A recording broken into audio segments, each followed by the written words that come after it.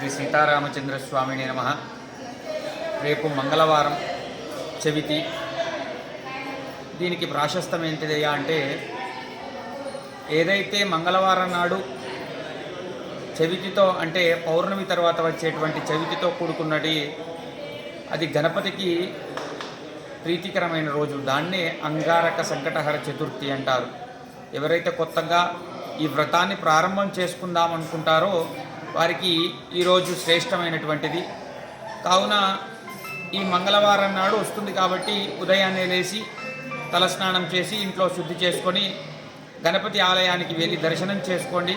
లేదా ఇంట్లోనే గణపతి దేవుడి దగ్గర గరక పూసలు, వారికి ఇష్టమైనటువంటి తీపి పదార్థాలు చేసి గణేశుని యొక్క స్తోత్రములు చదువుకోండి. సాయంత్రం 9:18 రేపు చంద్రోదయం ఉంది కాబట్టి ఆ తర్వాత భోజనాదులు ప్రారంభం చేసుకోండి. సాధ్యమైనంత వరకు మౌనంతో ఉండి గణపతికి మంత్రాన్ని జపం చేసుకోవడం, స్తోత్రాలను పఠించడం మంచిది. జై శ్రీరామ్.